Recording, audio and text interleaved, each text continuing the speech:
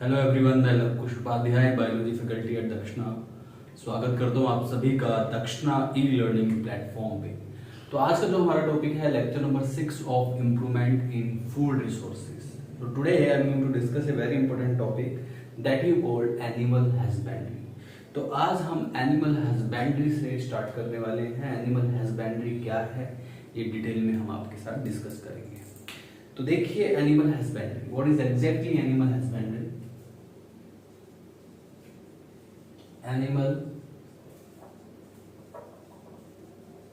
Husbandry, ठीक है। अगर बात की जाए एनिमल हस्बेंड्री की, तो एनिमल हस्बेंड्री क्या है and why you called it animal husbandry. First of all you must understand about husbandry. Husbandry, this word derived from husband, ठीक है। ये एक हस्बैंड वर्ड से डिराइव हुआ है, हस्बैंड वर्ड से डिराइव हुआ है। और हस्बैंड का मतलब होता है one who take cares, one who take cares, that you called husband, right. तो एनिमल हस्बेंड्री, हस्बैंड वर्ड से हस्बैंड्री डिराइव हुआ है और हस्बैंड वो होता है जो कि टेक केयर करता है। यानी कि यहाँ पे एनिमल हस्बेंड्री का मतलब ये है कि हम एनिमल्स की देखभाल करते हैं, राइट। एनिमल की देखभाल करना, डोमेस्टिकेटेड एनिमल्स की, जो कि हमारे लिए काफी यूजफुल है, उसके लिए हमने यहाँ पे एक टर्म प्रपोज किया है जिसे आप कहते हैं एनिमल हस्बेंड्री। तो एनिमल हस्बेंड्री एग्जैक्टली क्या है? This is an agricultural practice. ये एग्रीकल्चरल प्रैक्टिस है। This is what? This is agricultural practice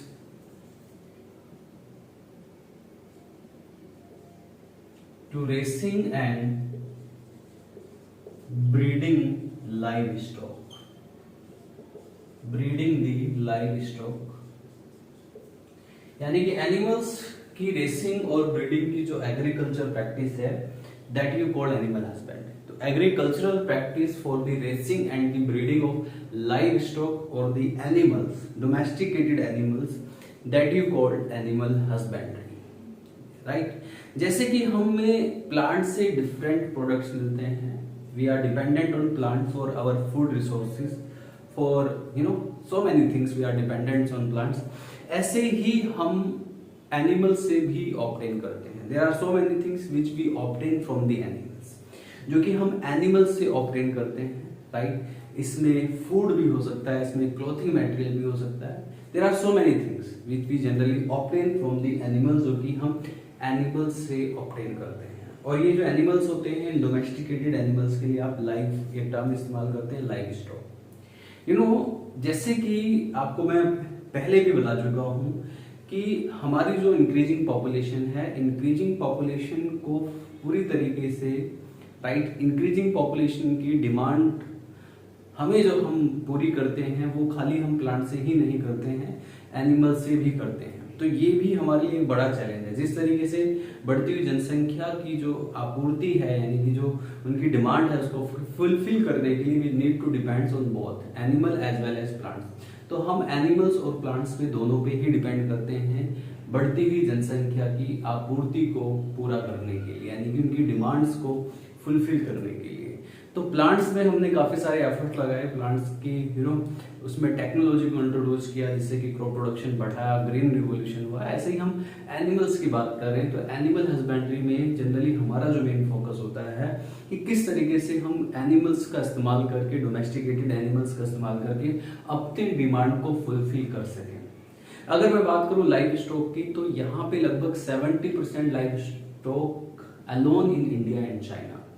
India और चाइना में 70% लाइव स्टॉक है, लेकिन बड़े दुर्भाग्य की बात है कि 70% लाइव स्टॉक होने के बावजूद भी India and China only produce 25% productivity of the world. 70% live stock होने के बावजूद भी हम एंटायर वर्ल्ड से, इंडिया एंड चाइना जैसी कंट्री दोनों को मिला के सिर्फ 25% ही प्रोडक्टिविटी होती है। तो ऐसा क्यों है?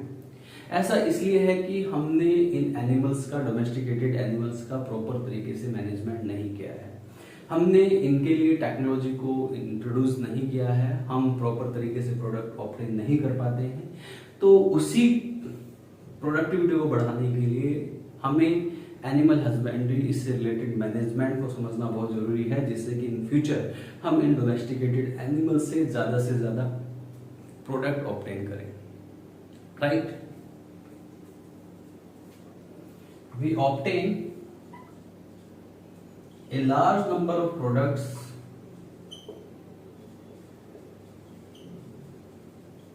From the animals. एनिमल्स से हम ऑब्टेन करते हैं ये प्रोडक्ट, जैसे कि हम फूडिंग के लिए एनिमल्स पे डिपेंड करते हैं। फूडिंग के लिए हम डिपेंड करते हैं डेयरिंग एनिमल्स, जैसे काउ, बफेलो, इन सब से हमें मिल्क एंड मिल्क प्रोडक्ट मिलते हैं, या मीट भी हम मिलता है। तो फूडिंग में मीट एंड मिल्क दोनों आता है, ठीक है। मीट के लिए हम जैसे कि डिपेंड करते हैं गोट पे डिपेंड करते हैं, सीप पे डिपेंड करते हैं, राइट। इसके अलावा क्लोथिंग के लिए भी हम एनिमल्स पे डिपेंड करते हैं, राइट। क्लोथिंग मतलब वुल ऑब्टेन करते हैं, सिल्क ऑब्टेन करते हैं। वुल ऑब्टेन करने के लिए, राइट, हम रियरिंग करते हैं ऑफ सीप, एंड सिल्क ऑब्टेन करने के लिए हम सिल्क मोथ की रियरिंग करते हैं, राइट। फूडिंग, क्लोथिंग, राइट, इन दोनों के लिए भी हमें एनिमल्स के ऊपर डिपेंड रहने की जरूरत है। इसके अलावा हम लेबर वर्क भी एनिमल्स से ही ऑब्टेन करते हैं। लेबर वर्क के लिए जो एनिमल्स पाए जाते हैं, जैसे कि यहाँ पे कैटल हो गया, बफेलो हो गए, हॉर्स हो गया, राइट। इसके अलावा यहाँ पे कैमल हो गया। तो लेबर वर्क के लिए भी एनिमल्स का इस्तेमाल किया जाता है। So there are so many purpose for breeding and racing livestock, so many purpose, right, so many demands we can fulfill from these animals, and these animals are very beneficial to us, right.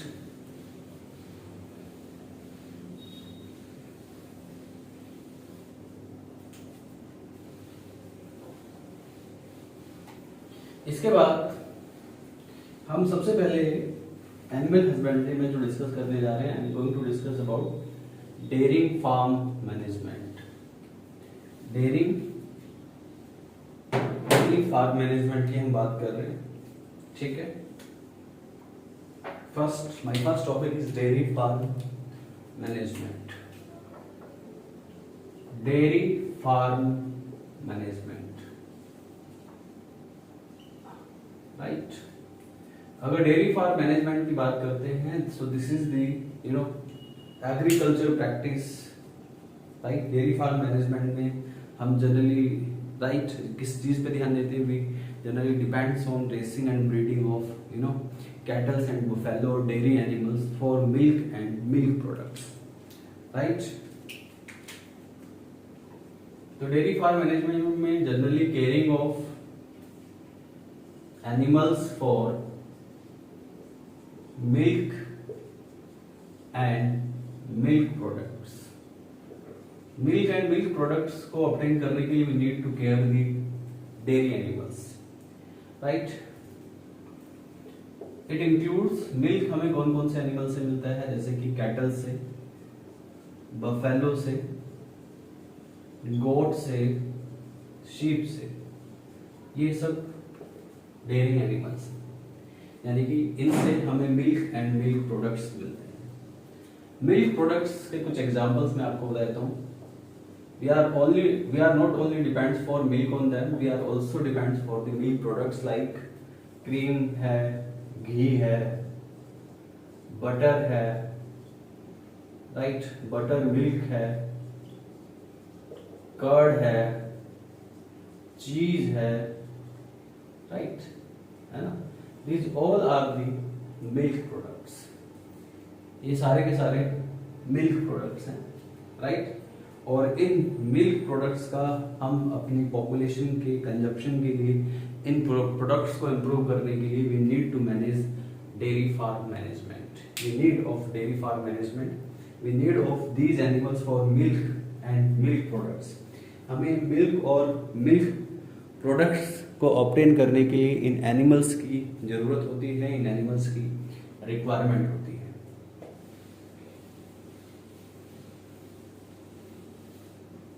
Right.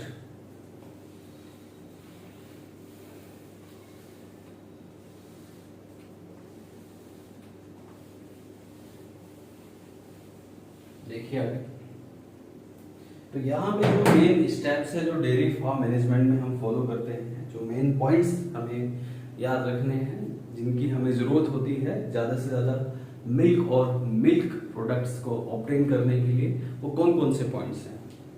तो points to be concern, कौन कौन से हमारे points हैं, कौन कौन से हमारे स्टेप्स हैं डेयरी फार्म मैनेजमेंट के लिए।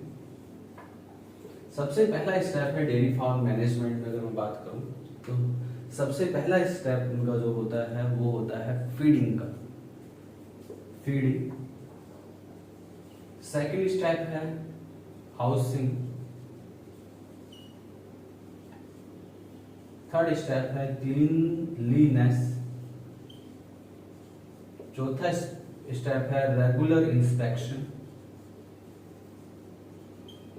And the fifth one is breeding. These are the main steps we need to follow for the higher milk production, right? तो higher milk production के लिए इन स्टेप्स को फॉलो करना बहुत जरूरी है हमारे लिए। तो सबसे पहले मैं फीडिंग की बात कर रहा हूँ। फीडिंग का मतलब क्या है यहाँ पे? फीडिंग मतलब एनिमल्स को फॉडर प्रोवाइड करना है इन ए साइंटिफिक मैनर। एनिमल्स की रेस के हिसाब से, उसकी डिमांड के हिसाब से, उसकी एज के हिसाब से, उसकी स्टेज के हिसाब से सारी चीज़ों को कंसिडर करके एनिमल्स को एक साइंटिफिक मैनर में हमें फूड प्रोवाइड करना है, हमें फॉडर प्रोवाइड करना है।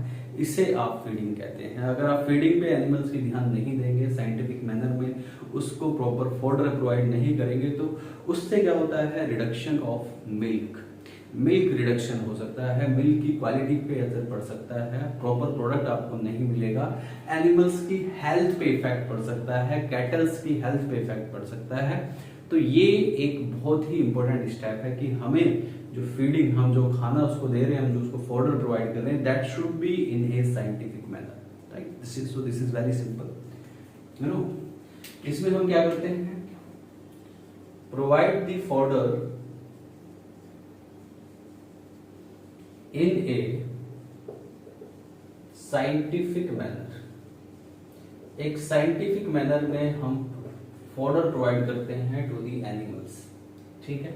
इन फॉडर्स में इंक्लूड होते हैं, it includes number 1 roughage and number 2 concentrates. Roughage and concentrates, we need to provide these two things to animals in a scientific manner, ठीक है, जिससे कि मिल्क प्रोडक्शन को बढ़ाया जा सके। इसके बाद जो सेकंड पॉइंट है हाउसिंग। हाउसिंग का ध्यान बहुत जरूरी है रखना। आप कैसे प्लेस पे एनिमल्स को रखते हैं, राइट? किस जगह पे रखते हैं, राइट? उनको बीमारियों से बचाने के लिए we need a proper housing of the animals also. So our next step is housing.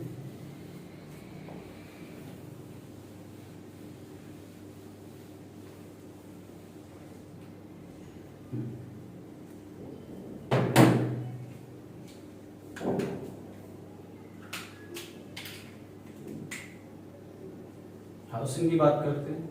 Housing में we need to maintain their place where we can provide the stay for the animals, ठीक है।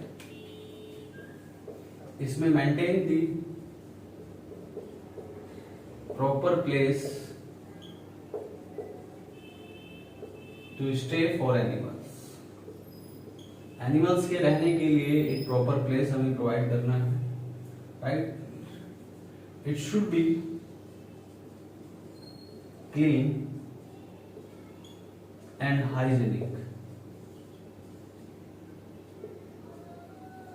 right? Proper arrangement of, you know, removal of water from there place, एक water draining system होना चाहिए, ठीक है? Proper arrangement to remove animal waste and urine, right? That place should be very, you know, airy, place should be airy, airy place होना चाहिए जहां पे हवादार हो, and the place should be like कि वो ऐसा हो जो कि एनिमल्स को, यू नो, सीजनल चेंज से प्रोटेक्ट कर सके। एक प्रोटेक्टिव प्लेस भी होना चाहिए, that is highly required to protect the animals from rainy season, cold season, winter season और द समर सीजन, ठीक है? तो this is the place required to protect the animals, तो place required to protect the animals from winter, summer and rainy season, right? So this is all about housing. Housing के बाद अगला है हमारा feeding, बता दिया मैंने आपको, हाउसिंग के बारे में बता दिया। इसके बाद you need to maintain cleanliness,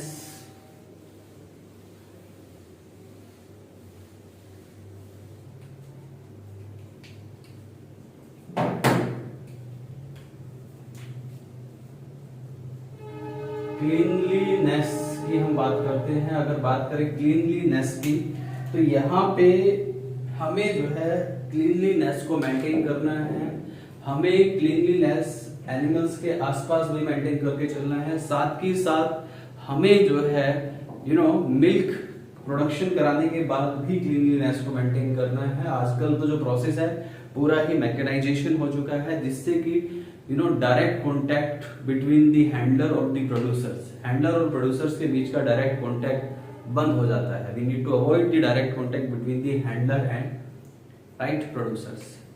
तो there should be proper arrangement of cleanliness,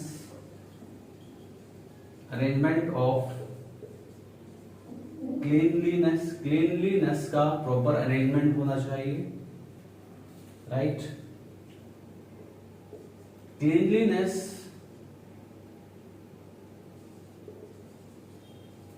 should also be maintained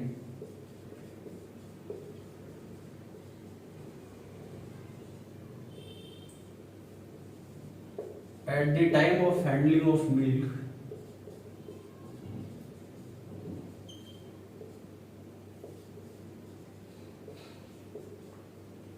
and milk products.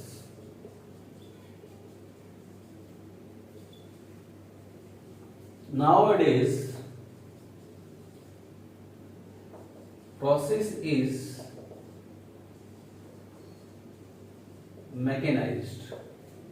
mechanized process होता है, right? That helps to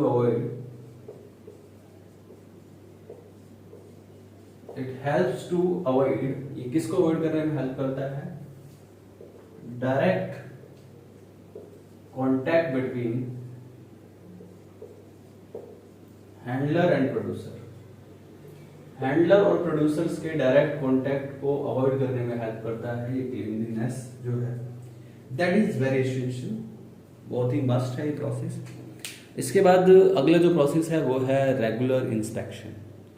अब रेगुलर इंस्पेक्शन हम कैसे करते हैं? That should be you have to understand about that also. Regular inspection का मतलब यहाँ पे ये है कि रेगुलर इंस्पेक्शन जो है सारी चीजों की क्वालिटी को चेक करने के लिए, इन्वायरमेंट को चेक करने के लिए, एनिमल्स की हेल्थ को के चेकअप के लिए जो वेटरिनरी डॉक्टर होता है उसका एक रेगुलर इंस्पेक्शन होना भी जरूरी है for the management of dairy farm animals.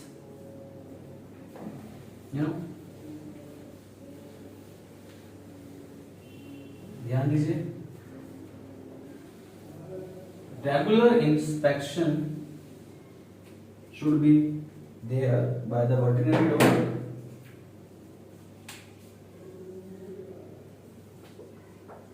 Regular inspection of veterinary doctor.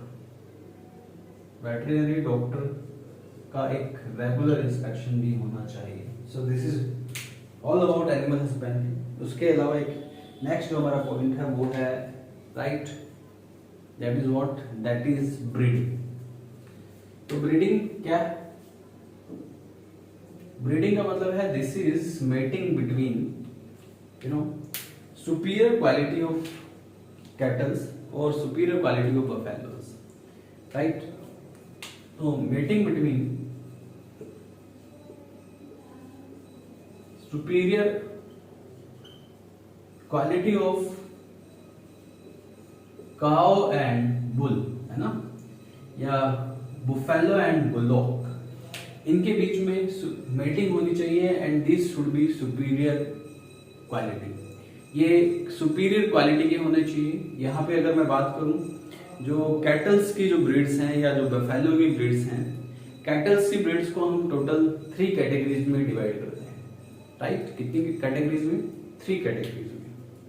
तो जो ब्रीड्स ऑफ कैटल्स हैं वो कितने टाइप की हैं? Breeds of cattle, there are 3 types of breeds of cattle. Milch breed,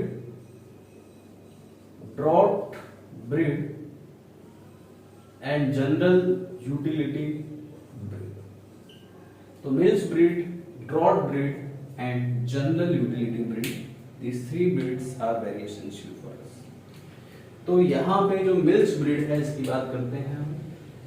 milch breed की अगर हम बात करें तो यहाँ पे ये जो ब्रीड्स हैं these are generally rearing for the milk. इनको मिल्क के लिए पाला जाता है, इनसे मिल्क प्रोडक्शन अच्छा होता है. तो मिल्च जो ब्रीड है this is milch breed, right. Milch breed जो होती हैं these are good in milk yielding, good in milk yielding में ये अच्छी होती है, राइट. ऐसी दूसरी जो ब्रीड है वो है ड्रॉट ब्रीड. कौन सी ब्रीड है? Draught breed. अगर मैं ड्रॉट ब्रीड की बात करूं तो ड्रॉट ब्रीड का मतलब क्या है? You must understand about this. तो जो ड्रॉट ब्रीड है that is for what? Draught breed are mainly used for the labour work. Mainly used for these breeds are mainly used for labour work. ये labour work के लिए इस्तेमाल की जाती है and these are poor in milk production. Milk production के लिए ये पुअर होती हैं but these are good for labour work, और इनको मेनली लेबर वर्क के लिए पाला जाता है, राइट. Drought breed. इसके बाद है general utility breed. General utility breed की अगर मैं बात करूं तो जनरल यूटिलिटी ब्रीड जो है इसमें कौन सी आती है? In general utility breed these are good for both. ये दोनों के लिए अच्छी है, ये मिल्क प्रोडक्शन में भी अच्छी है, साथ ही साथ ये जो है लेबर वर्क में भी अच्छी होती है, इसलिए इनको जनरल यूटिलिटी ब्रीड कहा जाता है. These are good in both. तो जनरल यूटिलिटी ब्रीड क्या है? General utility breed. तो general utility breeds this are good in milk production as well as in right labour work, right. So such breeds used for both purposes. दोनों ही purposes के लिए इनको इस्तेमाल करते हैं. जो पहला पर्पज है वो है फॉर मिल्क प्रोडक्शन एंड जो सेकंड पर्पज है, second purpose for right labour work. तो दोनों ही काम के लिए इनको पाला जाता है. So this is about the various type of breeds. ऐसे ही एक ब्रीड होती है जिसको आप कहते हैं एक्सोटिक ब्रीड. एक्सोटिक ब्रीड का मेनली जो इस्तेमाल होता है for the breeding purpose, right. Superior breeds होती हैं ये, और इनको हम जो इंडिजिनस ब्रीड्स हैं यानी जो इंडियन ब्रीड्स हैं उनके साथ मेटिंग कराने के लिए इनका इस्तेमाल किया जाता है, क्योंकि ये सुपीरियर वर्ल्ड की सुपीरियर क्वालिटी की ब्रीड्स हैं ये, राइट। तो एक और यहाँ पे आ जाता है एक्सोटिक ब्रीड्स। तो जो एक्सोटिक ब्रीड्स हैं these are superior quality breeds of world, right. Superior quality breeds of world, superior quality breeds of world, and these are mainly used, right, for the breeding purpose। इनका इस्तेमाल breeding purpose के लिए mainly किया जाता है। इसके कुछ examples मैं आपको बता देता हूँ, जैसे कि एक गाय है जिसका नाम है जर्सी, ठीक है, आइलैंड ऑफ जर्सी की गाय है and this is good in milk production. ऐसे ही Holstein Friesian, Holstein Friesian, this is the cow of the Holland and this is the world most milk yielding cow. World का most yielding जो cattle माना जाता है, सबसे ज्यादा milk production करने वाला, दैट इज हॉलस्टीन फ्राइशियन। इसके अलावा यहाँ पे Swiss, brown Swiss that is also highly milk yielding cattle, जो कि मिल्क प्रोड्यूस करने में अपना एक इम्पोर्टेंट रोल करता है। हाईली मिल्क यील्डिंग कैटल है ये। ब्राउन स्विस भी एक एग्जांपल है जो कि हाईली मिल्क यील्डिंग कैटल है। So this is all about animal husbandry, this is all about breeds that I have discussed with you. इसके बाद जो हमारा अगला इंपॉर्टेंट टॉपिक है that is poultry farm management, that I will discuss in my next class. तो मिलते हैं अगले लेक्चर में विद पोल्ट्री फार्म मैनेजमेंट। तब तक के लिए thank you very much, bye bye, take care.